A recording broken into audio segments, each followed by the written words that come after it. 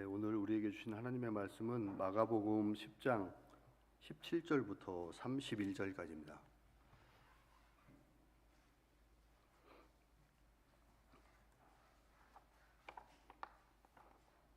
마가복음 10장 17절부터 31절까지.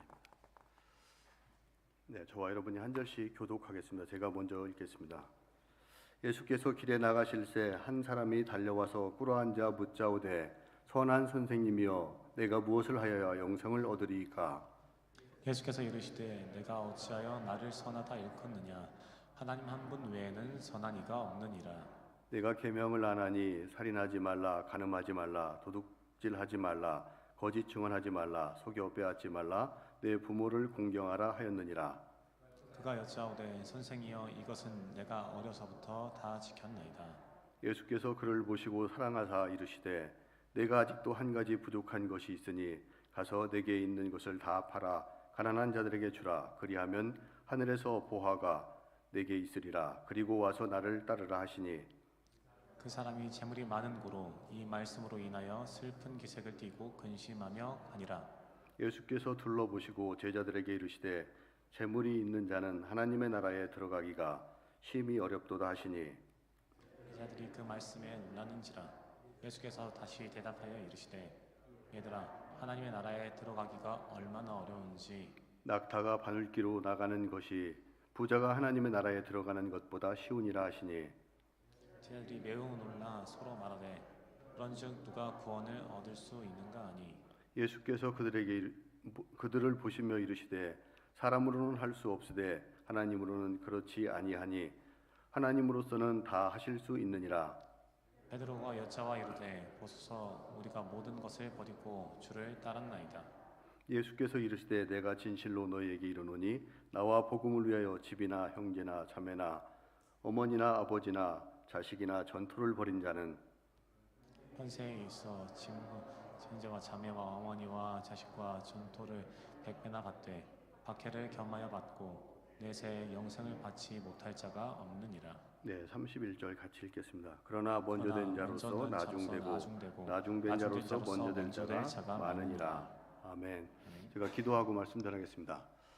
사랑의 주님 감사합니다. 오늘 이 부족한 입술을 통해서 또 말씀을 전해 계심을 감사드리고 부족한 입술이 주님의 말씀을 대언하기에 부족함이 없도록 주님 인도하여 주시옵소서.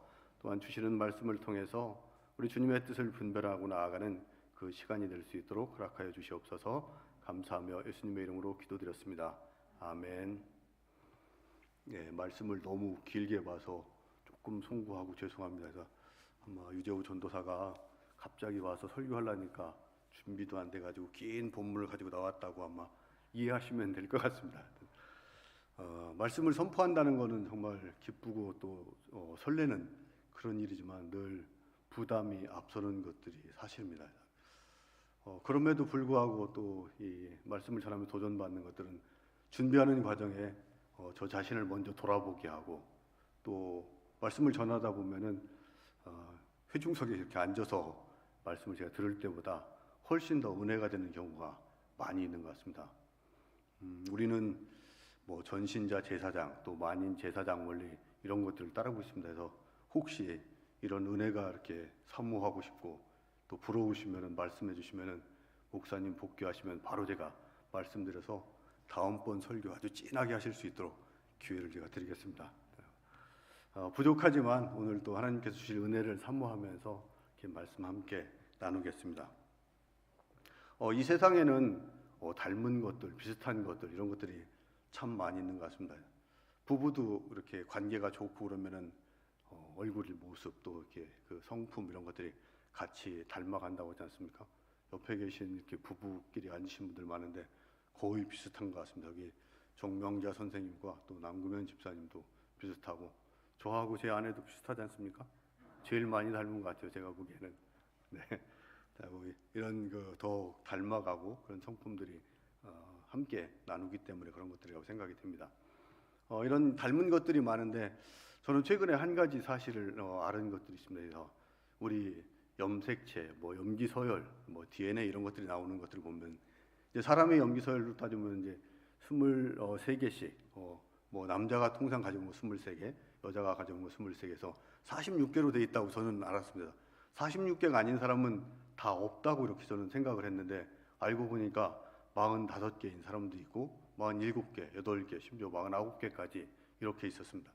그 달라지는 이유가 이렇게 밝혀진 바로는 X, Y 염색체, 그러니까 성을 이렇게 구분하게 되는 XX는 욕하는 게 아니고 여성을 나타내는 그 염색체 서열이고 또 XY는 남자라고 하면서 그 XY를 가지고 있는 남자가 그러니까 정자가 어떤 염색체를 가지고 들어오냐에 따라서 그 태어나는 아기는 XX가 되면은 여자 아이로 태어나고 또 XY가 되면은 남자로 태어나고 이렇게 알고 있었는데 이게 보니까 X 하나만 있는 사람도 있고 또 Y 하나만 있는 사람도 있습니다.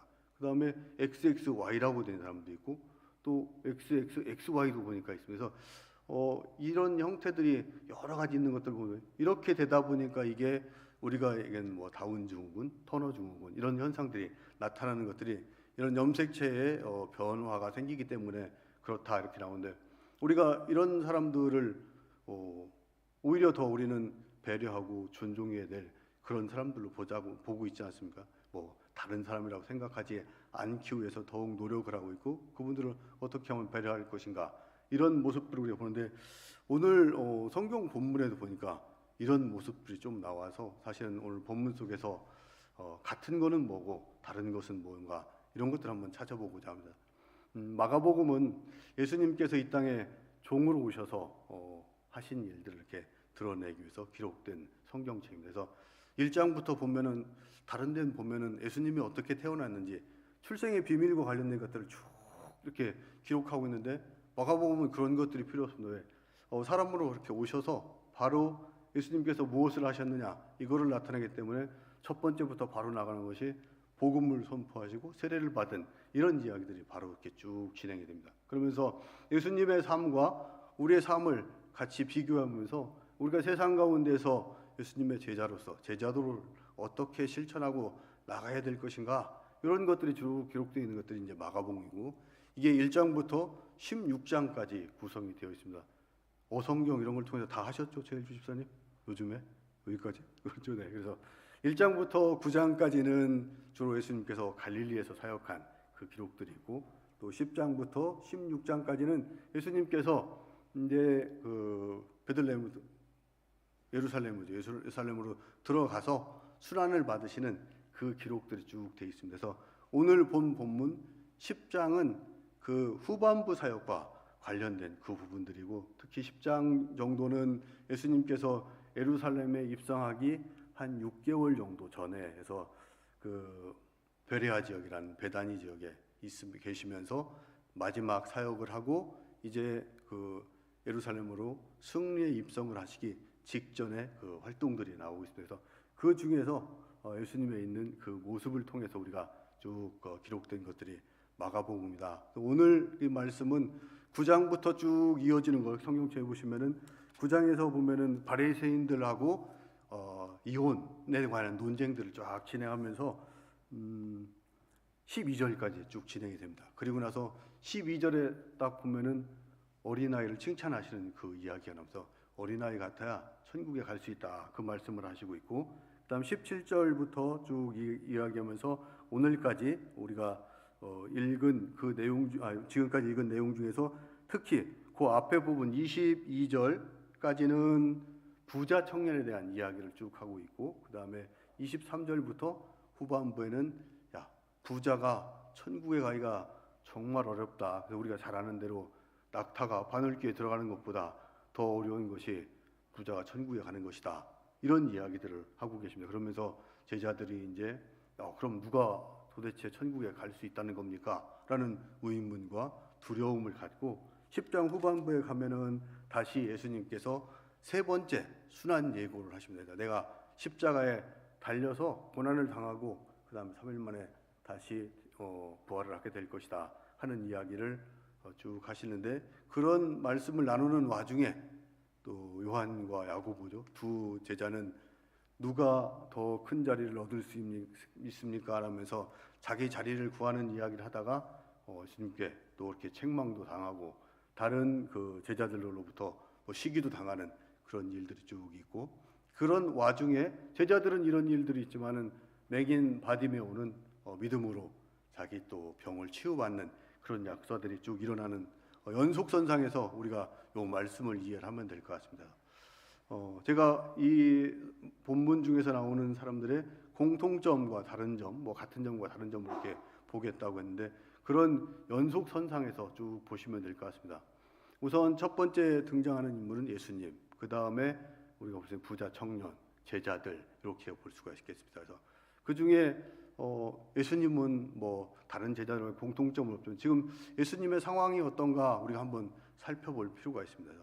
예수님께서는 십자가를 지셔야 된다는 그 분명한 사명을 알고 이해하고 계시면서 지금 예루살렘으로 가기 위해서 쭉 길을 또 목적지를 향해서 가고 계시지만 아직 덜한 사역이 있어서 그 덜하신 사역이 있어서 그것을 베다니 지역에서 지금 하고 있는 그런 상태입니다. 하지만은 이미 순환예고를 2번을 하셨군요. 1번 남았다는 2번을 하셨지만은 제자들은 예수님이 도대체 무슨 이야기를 하는지 알 수가 없는 그 상황 속에서 아마 십자가를 져야 되는 두려움도 있고 그 다음에 제자들이 예수님의 마음을 너무나 몰라주는 것에 대한 답답한 그 마음 속에서 매우 착잡한 그런 상황 속에 있을 겁니다. 하지만은 또 길을 재촉해서 빨리 예루살렘에 가서 내가 그 사명들을 감당해야겠다 하는 그 생각도 가지고 있는 그런 상황 속에서 지금 이 부자 청년이 예수님한테 나온 겁니다. 그 부자 청년이 나와서 영생을 우리가 어떻게 얻을 수 있습니까? 라고 이렇게 물어보는데 17절에 보면은 처음 나와서 이 부자 청년이 예수님을 뭐라고 하면 선한 선생님이요 이렇게 이야기를 합니다. 또 마태복음에 같은 그 병행 구절인데 거기서는 선한 선생님이 아니고 선생님이요 내가 어떻게 하면 선한 일을 할 수 있습니까? 라고 선한이라는 표현을 이렇게 2번을 쓰고 있는데 이 선한이라는 표현 속에 포함된 것들은 예수님께서 야 선하신 사람은 하나님 한 분밖에 없어. 내가 선한 사람이 아니야. 이렇게 하면 지금 사실은 아주 정중히 부자는 나와서 이야기를 하고 있을 때 예수님께서는 좀 질책하고 책망하시는 그런 모습들이 이렇게 보이고 있고 그 다음에 청년과 다시 대화를 하면서 청년은 제가 어떻게 하면 영생을 얻을 수 있습니까? 라고 이렇게 물었습니다. 그러니까 예수님께서 야 네가 잘 알고 있는 대로 네가 계명 알고 있잖아. 그러면서 18절이죠. 18절부터 19절부터 쭉 있는데 그 알고 있는 십계명의 그 계명들을 잘 지키면 되는 거야. 특히 사람들과 관련된 그 계명들을 쭉 이야기하면서 살인하지 말고 간음하지 말아야 된다는 이야기부터 쭉 이야기를 하고 있습니다. 그랬더니 이 청년은 당돌하게 그건 제가 어렸을 때부터 다 지킨 건데요 라고 하면서 탁 얘기하니까 예수님은 아마 기분이 좀 상했을 수도 있을 것 같아요. 하지만은 바쁘니까 그냥 가버리실 수도 있는데 이 21절에 보면은 예수님께서 그를 보시고 사랑하사 이르시되 라고 이야기합니다. 이 당돌한 청년이지만은 그 청년을 사랑하시는 그 마음 속에서 야 네가 가서 네가 가진 소유 재물 그걸 다 팔아서 가난한 사람들에게 주고 그 다음에 나를 따르라. 그것까지 네가 해야 영생에 이를 수 있어. 이렇게 하면서 지금 복잡하고 아주 착잡한 그 상황에 있지만은 이 청년을 위해서 분명한 메시지를 쭉 주시면서 그 사랑하시는 모습을 마지막까지 쭉 표현해주는 그런 모습들을 볼 수가 있습니다. 그다음에 두 번째 이제 저희가 좀 집중적으로 쭉 보고 싶은 것이 부자 청년입니다. 이 부자 청년이 17절에 보면은 예수님께서 가시는 것을 보고 아마 언제 어떻게 지나갈 것이라는 것들을 보고 있었던 것 같습니다. 그래서 예수께서 길에 나가실 때 한 사람이 달려와서 꿇어 앉았다고 이야기하고 있습니다. 그러니까 준비된 마음으로 저분이 예수님이라는 것도 다 알고 있고 와서 탁 꿇어 엎드리는 그 모습들을 볼 수 있다 하는 것들을 알고. 그런데 이 부자 청년이 지금 상태를 이렇게 몇 가지 보면은 첫 번째는 문제를 가지고 있다는 것입니다.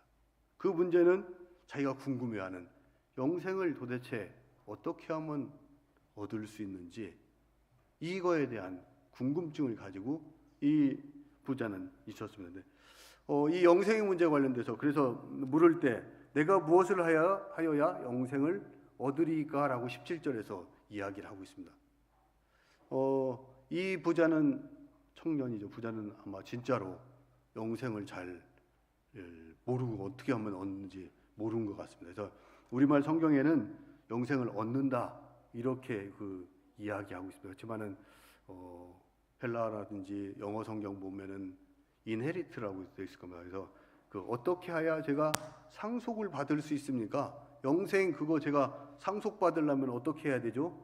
이렇게 예수님께 묻고 있는 그 모습들을 보면은 분명하게 이 영생에 대해서 잘 모르는 것 같다 하는 그런 생각이 되고, 아마 우리의 지금 답변이라고 하면은 그건 믿음으로 네가 얻을 수 있는 거라고 이렇게 분명하게 답할 수 있지만은 이 부자 청년은 그 부분이 잘 이해가 안 가고 궁금하니까 어쨌든 문제를 가지고 있는 그런 상태고, 두 번째 관심 있게 볼 거는 청년은 예수님이 누구인지 분명히 알고 있었던 것 같습니다. 앞에 이야기한 17절처럼 가서 바로 엎드리는 그 모습을 딱 보면은 알 수 있고, 그 다음에 예수님께서 답변을 하셨듯이 예수님을 부를 때 선한 선생님이요 이렇게 이야기를 하고 있습니다. 그 선한 선생님이라고 할 수 있는 그 칭호를 붙일 수 있는 것은 다른 사람이 아니고 하나님 한 분께만 붙일 수 있는 거야 라고 분명하게 딱 짚어주는 거 보면은 이 부자 청년은 분명히 저분이 하나님과 관련된 분, 또 하나님의 아들, 어떤 이런 거에 대한 생각을 분명히 가지고 나아가서 그 예수님을 찾아간 거고, 마치 우리 요한복음에 나와 있는 니고데모가 밤중에 예수님께 찾아가서 라비어 내가 어떻게 해야 영생을 얻을 수 있습니까? 라고 물어보는 것과 거의 똑같은 그런 상황이라고 보면 될 것 같습니다. 그 다음에 알려진 대로 이 청년은 부자였습니다. 그 가진 것이 너무 많아서 우리 22절인 것처럼 다 팔고 와서 나를 따르라 하니까 22절에 나온 것처럼 그 사람은 재물이 많은 거로 슬픈 기색을 띠고 떠났다 이렇게 이야기를 하고 있습니다. 그러니까 재물이 너무 많은 그런 사람이다 하는 것들을 알 수 있고, 네 번째는 방금 읽은 대로 예수님을 따르라, 네가 다 팔고 나눠주고 그 다음에 나한테 와서 따르라 이렇게 얘기했지만은 실제 이 부자는 따르지 않았습니다. 그러니까 문제를 하나 가지고 있고 의문점, 궁금점을 가지고 있었고, 그 다음에 예수님이 누구인지도 알고, 그 다음에 그가 가진 것이 많았던 그지만 이 부자는 예수님을 따르지 않은 그런 특징을 가지고 있습니다. 반면에 여기 나오는 이제 후반부에 나온 제자들의 모습은 어떻게 보면은 이 부자와는 거의 반대의 다른 모습이라고 이렇게 볼 수가 있을 것 같습니다. 첫 번째, 이 제자들은 우리가 잘 알고 있는 대로 제자들도 문제가 많이 있었습니다. 하지만은 제자들이 가지고 있었던 문제는 영생의 문제, 내세, 이런 현세의 문제가 아니고 이 사람들은 어떻게 하면 먹고 살 것인지, 그 다음에 로마의 압제로부터 벗어날 수 있는 방법이 뭔지, 고관들이 우리 계속 핍박하고 그 다음에 갈취하고 가져간다고 해야 되나, 이런 상황 속에서부터 어떻게 평화롭게 자유롭게 살아갈 수 있는지, 이런 문제들에 훨씬 더 관심이 있었던 부분들이 아마 여기 부자가 가지고 있었던 문제하고는 완전히 판이한 그런 문제라고 볼 수 있습니다.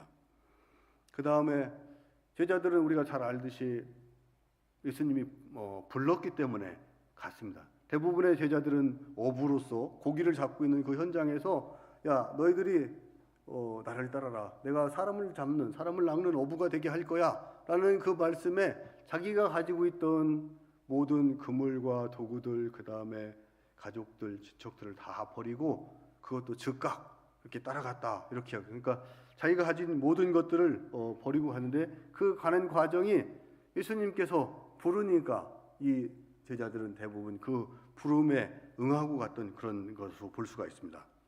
그 다음에 제자들은 알듯이 이 직업이 어부고 그런 과정 속에서 또 직업이 잘 알려지지 않은 그런 사람들도 많습니다. 그래서 이 사람들은 가진 것들도 사실상은 많지 않은 그런 사람들이라고 볼 수 있습니다. 하지만 이 사람들은 예수님이 따라라 할 때 분명하게 따랐습니다. 그러니까 가진 문제도 부자와 제자들은 달랐고, 그 다음에 예수님에 대해서 알고 있는 그 인식도 조금 달랐고, 그 다음에 사회적 신분이나 그 다음에 가지고 있는 자기 재물 이런 것들이 달랐습니다. 그 다음에 순종하라고 할 때 한 축은 순종하고 따라갔고 한 축은 따르지 않고 그냥 자기 길로 갔습니다. 이제 양쪽으로 이렇게 서로 완전히 다른 길로 갔으니까 이 사람들의 삶도 완전히 달라야지 않습니까? 한쪽은 천국행 열차를 딱 예약해놓고 뭐 현세와는 좀 다른 그런 모습으로 살아가야 되고, 부자 같은 경우는 자기가 가지고 있는 그 재물이 정말로 축복으로 이렇게 준 거지만 그게 나한테 근심거리가 돼서 어떻게 하면 돈을 쓰지? 뭐 이런 걱정을 하면서 아마 살아야 될 것 같습니다. 우리 늘 농담으로 서주은 권사님 가끔 하시잖아요. 그렇죠? 그런 말처럼 하는데 어쨌든 그런 고민 속에서 살아가야 될 그 다른 운명이어야 되는데, 이 나오는 그 뒤에 말미에서 나오는 결론들 보면은 꼭 그렇게 다르진 않다 하는 것들을 보고 이 둘 사이에 또 많은 공통점이 있다는 것들입니다. 우선 첫 번째는 살아가는 장소가 같은 곳에서 살고 있다는 겁니다. 우리 말씀에서 22절 말씀에서 보면은 그가 슬픈 기색을 띠고 근심하며 가니라라고 해서 어딘가로 가버렸습니다. 예수님으로부터 아마 벗어났을 수도 있습니다. 제자들은 따랐고, 그러면은 다른 곳에 살아야 되는데 이 사람들이 살아가는 곳은 똑같이 하나님의 통치가 이루어지는 곳이라는 것입니다. 이 세상 천지 만물을 창조하신 하나님이 창조하신 그 속에서 살아가고 있고, 하나님은 이 세상을 창조하시고 보존하고 또 감찰하면서 다스리시는 그 일들을 지금 다 하고 있다는 겁니다. 하나님은 우리 교회 안에 있는 이곳에만 안전한 곳으로 통치하고 다스리는 것이 아니고 교회 울타리 밖에 있는 그곳도 똑같이 다스리고 통치하고 계신데, 그 일을 하시는 하나님의 손 안에서 같이 살아가고 있는 그 모습들이 이미 예수님을 떠난 사람이나 같이 살아가는 제자들이나 똑같다 하는 것들을 이야기를 하고 있습니다. 아마 요즘에 우리가 이제 교회에서 마을에 계신 분들하고 관계를 하고 또 우리가 협력해드리고 도와드릴 게 혹시 있다면 뭔가 이 찾는 일들을 아주 열심히 하고 이렇게 있는 것 같고, 그 모습들 보면서 저도 늘 흐뭇하고 기도하고 또 거기에 동참하지 못하는 그 죄송한 마음도 가지고 있고, 이런 일들을 우리가 더 많이 했으면 좋겠다 하는 소망과 기대도 가지고 있습니다.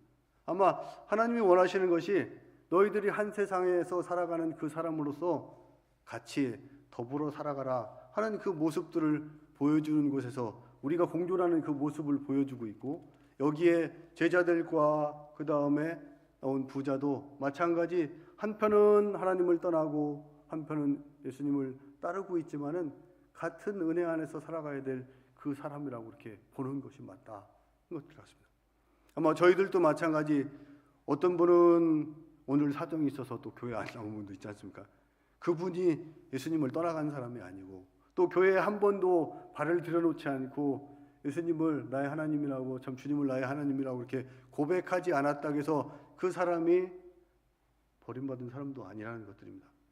함께 우리가 보듬고 나가야 될 그 사람이고 그 사람과 이 속에서 같이 살아간다 하는 모습들을 오늘 말씀을 통해서 보여주고 있다는 것들이 저는 느껴지고 있습니다. 또 두 번째 공통점은 예수님을 따르고 순종한 제자들이나 따르지 않은 이 부자 청년이나 똑같이 주님께서 사랑하고 계시다 하는 그 마음을 나타내고 실제 사랑하고 계시다는 것입니다. 우리 21절에서 말씀하신 것처럼 그를 보시고 예수님께서 네가 어떻게 영생을 얻을 수 있는지 그 방법을 이야기하는 이유 자체가 그 사람을 사랑하기 때문이라는 것들이고, 영원하신 하나님 우리 주님은 그 마음을 작은 일에 의해서 돌이키지 않고 바꾸지 않으시는 그 분이라는 것입니다. 지금 비록 떠나가서 다른 곳에 있을지 모르지만 그 부자 청년이 언젠가 돌아오기를 기대하고 소망하는 그 마음 속에서 기다리고 계신 그 분이라고 우리가 보는 것이 맞을 것 같습니다. 그래서 우리도 우리끼리 이 교회 안에서 교제하고 또 나누고 하는 것들도 좋지만은 실제는 교회 한 번도 안 나오신 그런 분들을 위해서 아마 우리 사랑을 가지고 나가는 것들이 더 필요하고, 아마 우리를 통해서 일하시는 그 주님을 의지하고 아마 하나님의 마음이 뭔지 분별하고 나가서 전해주는 그것들이 우리한테 더 필요하다 하는 말씀들을 전해주고 있습니다.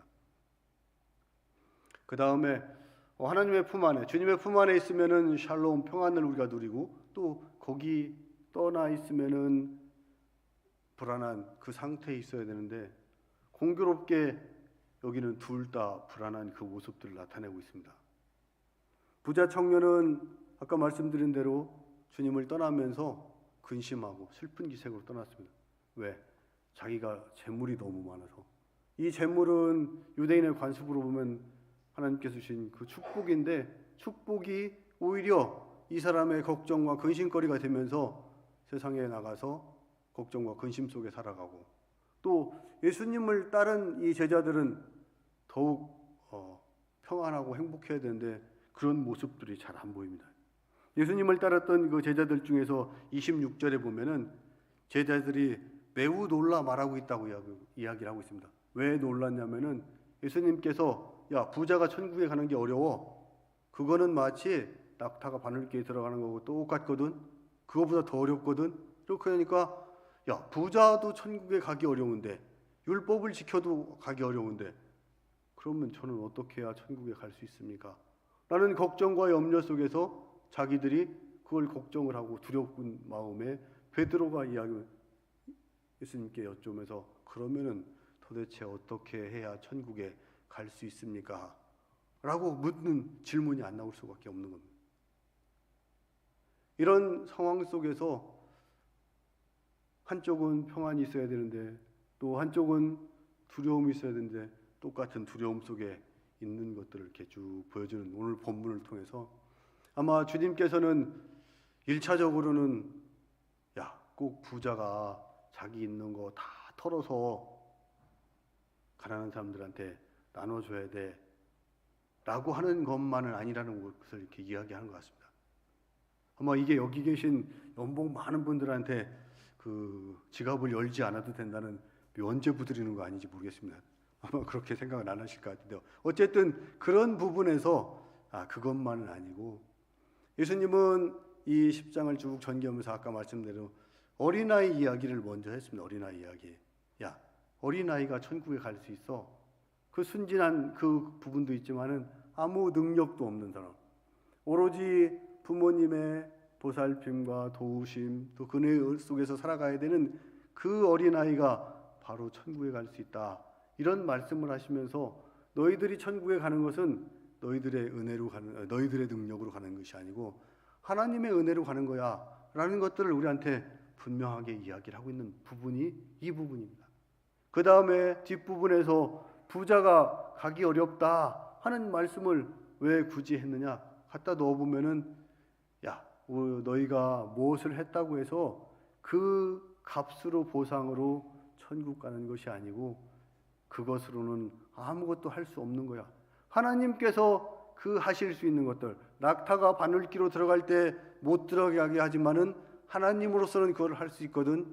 그러니까 천국 가는 거는 나의 주권으로, 나의 능력으로 보낼 수 있는 거야. 너희가 그것을 신뢰하고 나갈 때 갈 수 있는 거야 라는 것들을 분명하게 이야기하고, 그러니까 이 부자 청년의 이야기는 부자 청년 하나만 놓고 볼 게 아니고 앞에 있는 어린아이와의 문제, 또 뒤에 있는 부자들의 관한 이야기들을 함께 놓고 봤을 때 우리한테 분명한 메시지를 전해주고 있고, 너희들이 신급 이런 것들을 타지면서 우리 초등학교 중학생들만 돼도 제가 뭐 신급, 그 다음에 신앙 경력 몇 년입니다 이런 거 이야기 들어보셨잖아요. 그렇죠?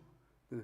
그런 이야기를 쭉 많이 하는데 이거 교회 출석 내가 뭐 매주 몇 번 하고 교제 뭐 하고 성경 공부 뭐 하고 헌금 얼마 하고 이런 걸로 해서 우리 등급을 매겨놓고 직분에 따라서 되는 것들이 아니다 하는 것들을 분명하게 이야기를 하고 있습니다.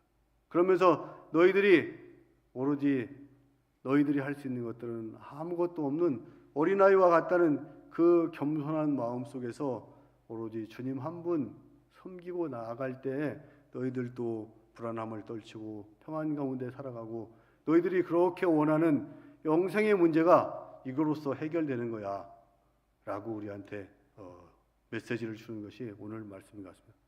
물론 저도 이렇게 못 살아가고 있습니다. 하지만은 여기 계신 모든 분들 이런 주님의 말씀을 기억하면서 제가 비록 가진 모든 것을 다 팔아서 어려운 사람에게 나눠주진 못하지만 이런 것들도 성령님이 우리와 함께 할 때 충분히 할 수 있다 하는 것들을 주는 그 메시지고, 너희들이 비록 할 수 없지만 하나님 의지해서 함께 나아갈 때 영원한 생명을 얻을 수 있을 거야. 또 너희들을 통해서 일하기를 원하시는 그 하나님의 마음을 가지고 너희들이 세상에 가서 더불어 함께 교제하고 나누면서 섬기고 나가라 하는 말씀을 주는 것 같습니다. 저도 부족하지만은 우리 또 성도님들 또 저 모두 이런 하나님의 말씀을 기억하면서 함께 나아갈 수 있는 우리 국방대학교 교회가 되었으면